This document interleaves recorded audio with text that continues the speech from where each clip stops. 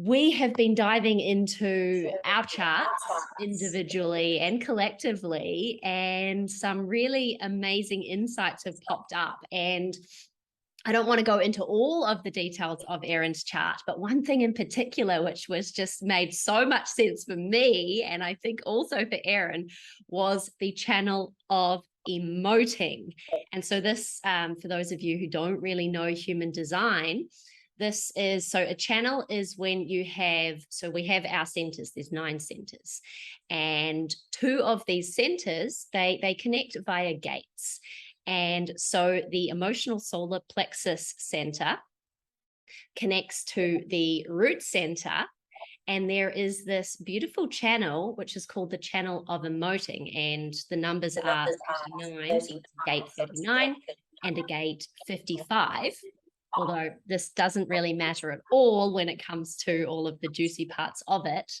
But what I noticed was that Erin has this entire channel defined, and I have one of the gates defined. So I have the gate 55. Erin also has the gate 55, but she has it connecting to the 39.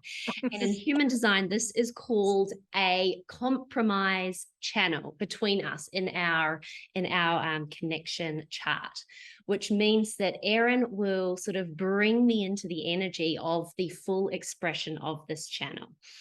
And yeah, so also welcome, Erin. I feel like you're just looking there and smiling, and I'm like, oh, thank you. I'm patiently waiting for my turn to dominate the conversation. Exactly. Well, I got so much more to say about the gates and everything, but how's your bed this morning? Mine's very cozy. I'm just puffing up my pillows here.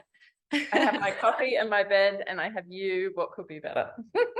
And you have your coffee from Front Cafe. How nice. Yes, always. Amazing. So yeah, maybe I should talk a little bit about these gates and what they mean, and then we'll just go into like those aha moments of how they relate to you and your life.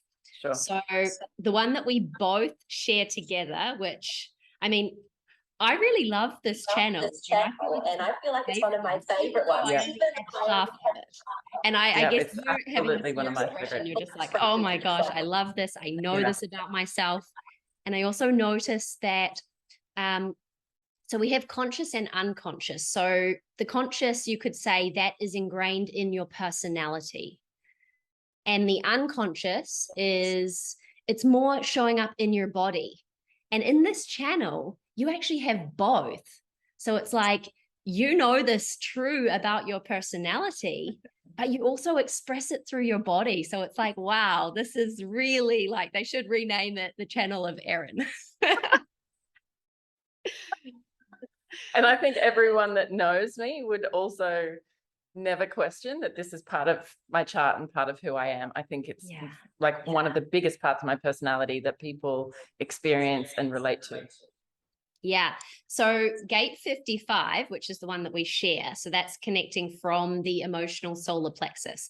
So it's called the gate of abundance or the gate of spirit. And I mean, automatically, I feel like I resonate with it. I'm like, oh my God, yes. And so it's really about expressing spiritual feelings and feeling the freedom to transcend the physical body, right? So it's a deeply romantic gate, and it's all about this desire, which is driven by abundance, and that can be material and spiritual. And so it's about looking for the perfect emotional state. And I feel, yeah, that feels true for me. And so where it's seeking out the 39, which is actually the gate of provocation, or obstacles, you could say, is it needs that connection to be able to experience the desired feelings and emotions. So yeah, it's all about having this inner fulfillment, and it's about attracting abundance. And I feel like that's kind of part of your purpose, right? Yeah. And I've been getting into just the very basics of gene keys as well, which fits in beautifully with human design. And in that, my purpose is also superabundance. And again, it's also very related to spirit. So for me, when I think about what does that freedom or the liberation mean, you know, in my course worship, I actually call it liberation through sexuality. So it really is like expressing all that's inside of us and not holding back. And that provocation is being able to pull it out of others as well, like, which can be uncomfortable for some. But if they're not used to these parts of themselves that I'm very comfortable expressing, my emotionality, my spirituality, my sexuality, it can be really confronting, because there's something in me that like magnetizes that out or pulls that out of other people as well. And to me, I'm like, let it out, be free, express. Exactly. Yeah. And because so I have the 55, you have that 39, which is that provocation. Like when they come together, it's the potential and the invitation to experience the entire emotional wave. So you're kind of like handing out these permission slips of like, hey, come and ride this emotional wave with me, because that's the pathway to truly and deeply knowing and understanding your most authentic self. So thank you. I definitely feel that around you. And that's where I think the abundance comes in. You know, the abundance is being like completely connected to that authenticity and being able to experience all that life has, and not like locking ourselves in or shutting ourselves down or feeling like we need to hold back in some way. Because if we're blocking ourselves in any way, then of course we're not going to experience the fullness of the abundance available to us. But I also think that we live in a very emotionally dysfunctional world. And so growing up as a child, this was obviously just as present when I was a kid, of having these huge emotional waves, having these giant emotional expressions that no one in my family could understand or be comfortable with, that I learned to judge myself or criticize myself for this very channel, thinking that I must be bad or wrong or unlovable because of the way people respond to this energy.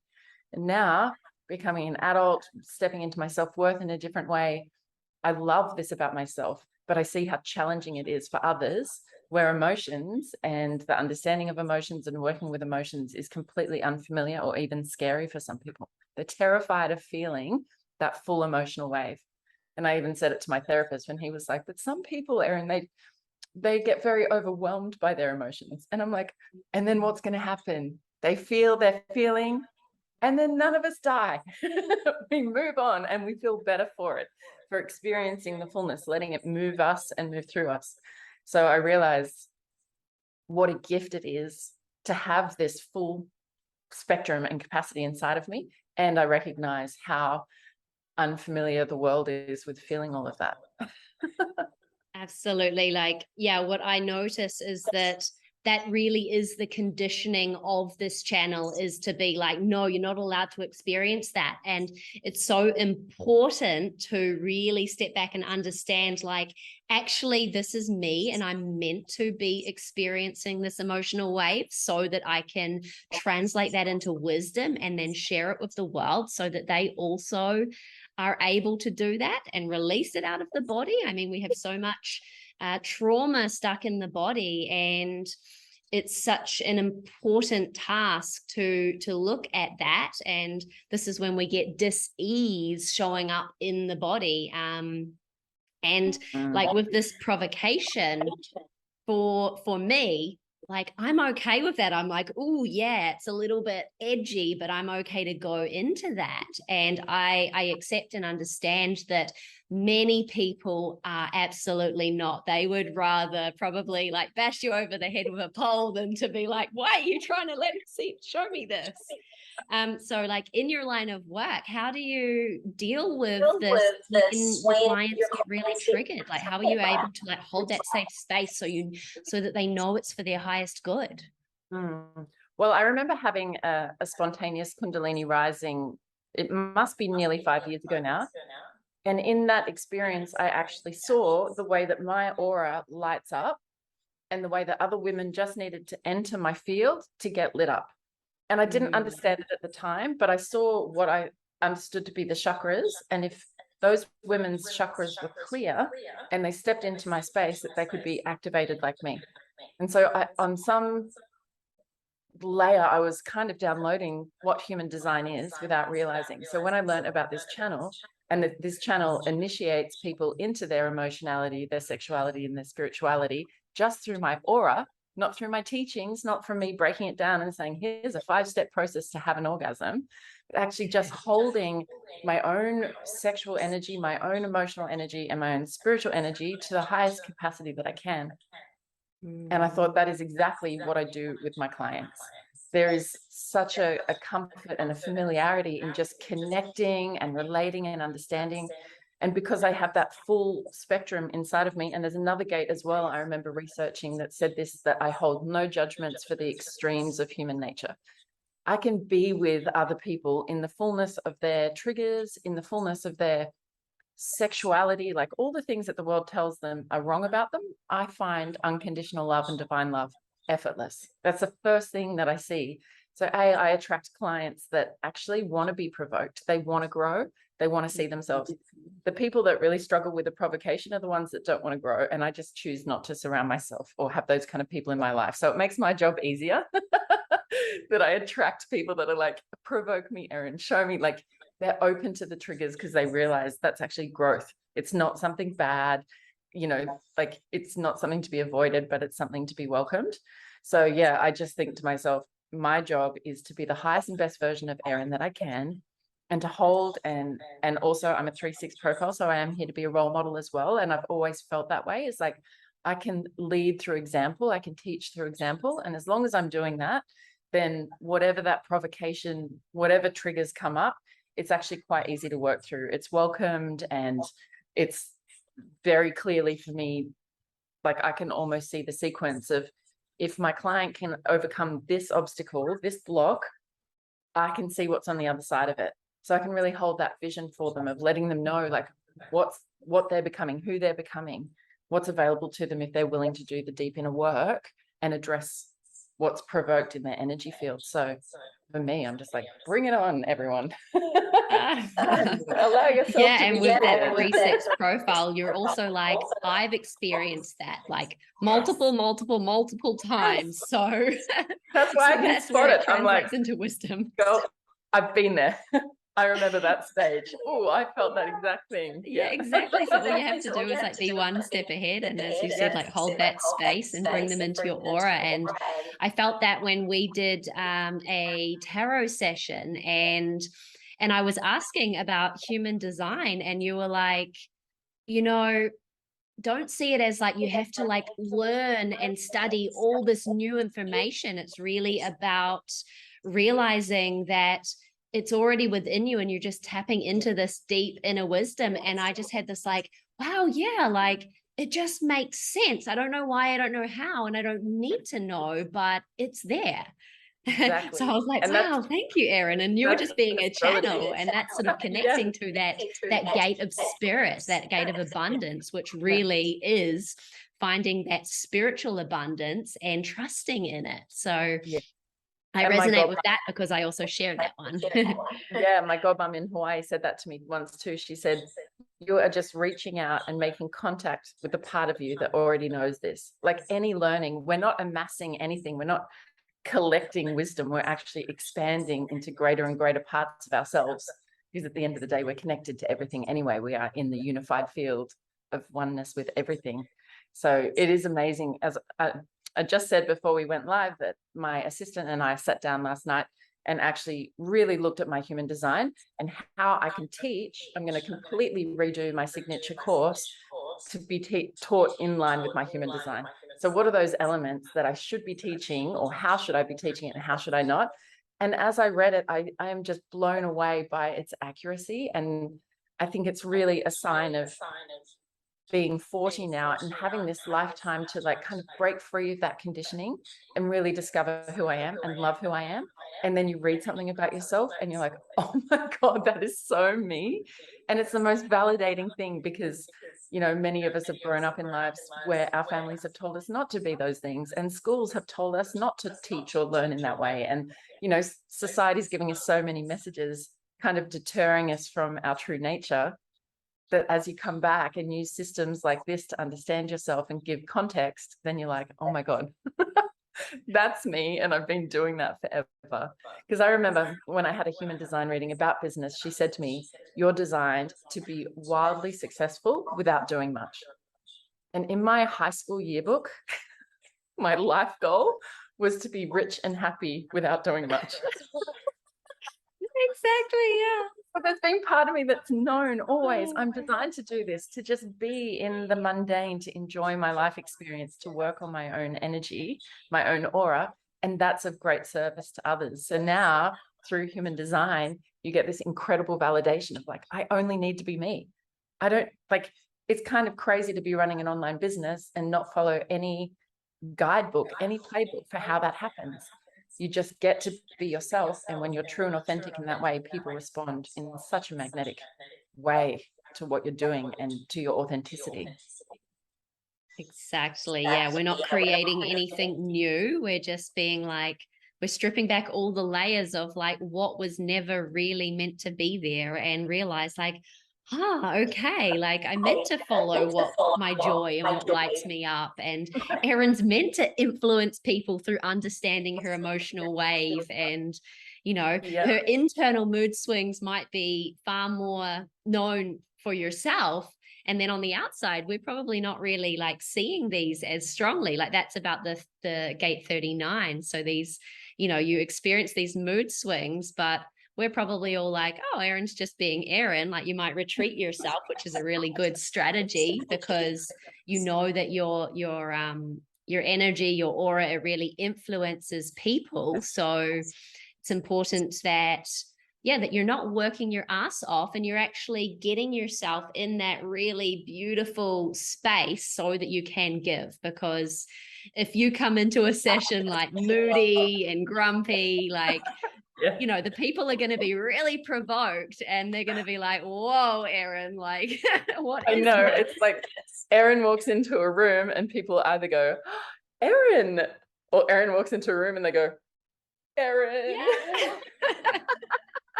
Depending where I am in the emotional wave. And I So can help that. true. And that, you know, we just have to work within that. And I recognize my influence. I recognize my energetic capacity, how big my aura is as well. And, you know, even my physical size is bigger than a lot of people. So when I walk in, it's like a bowling ball is coming in, a bowling ball of emotional energy ready to like create a tsunami. And it's like, let's hope that that's good energy today. Because if it's not, I'm best being in my own space. And, you know, one of my favorite ways to work with that emotional energy is sexually. And the best sexual partners I've ever had know exactly how to turn that emotional energy into orgasmic energy and work with it and crack me open and even like stimulate more emotional energy for me in order to reach greater states of orgasmic pleasure. So my favorite way to channel it, pleasure. Amazing. And you have your second round of worship coming up, and you were just sharing about like how that's going to be more connecting and in harmony with your human design. So that's such a great way to conduct business and life and sort of every area, you know, every relationship. And, you know, to be really honest, every person that I look to as a role model in the online space are people that live very true to their human design. That I just spotted that pattern. I was like, all of these people that I really admire and that I see being really successful in magnetic, all of them speak about human design. So it's not what they're doing. It's not how they're doing it.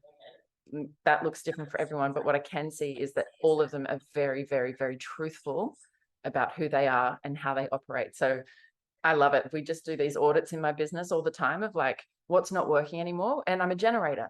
So I have to be saying no. So there's things that were inspired at one point that we put on a list. And then you just get to a point where it's like, no, clear the slate, clear the blackboard and what's true. And, you know, this energy just bursts out of you. So that's worship is coming back again after not having taught it. I probably haven't taught it for 6 or 7 months or something, maybe even longer, maybe even closer to a year.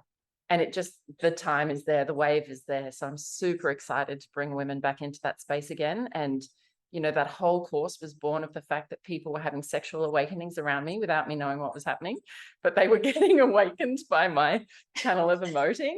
Like my own coaches, I had 2 coaches at the time, a spiritual one and a business one, and they both had sexual awakenings just from me sharing and going through my own path. So that's really what this came of. And so I feel like I'm going to the next level in my own sexuality again, And now life is like, let's bring people along for this ride. Yeah, well, it's really about awakening that like sound response that's really connecting to the channel. It's like people with this channel, and particularly the Gate 55, they will be like, like there will always be this like, yes. So it's great to always listen to that yes, because it's guiding you, and it doesn't lie, because for generators, both myself and you, it really is that sacral response. Like tune in, like, you can analyze, you can process up here, but that decision, it's instant, and it comes down here from the sacral center. So, and I think you also have the spleen like me, which again, that is really that sound, like that primal, intuitive sense. So those are like the powerhouse. 6 out of 7 gates in my spleen defined as well. So I'm a survival creature. Oh, yes. I shall We never need to die. provoke others into their sexual awakening. I think that's why I'm so fearless, like Amazing. why I launch myself head first Well, into life. Oh.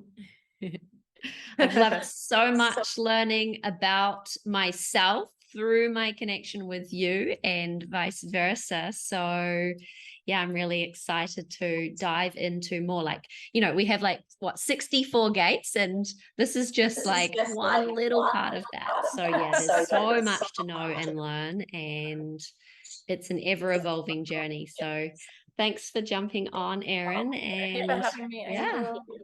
It's been magical. Always. And we'll stay in. Yeah, we'll go for a walk soon. Me and my dog. All right. Bye. Bye.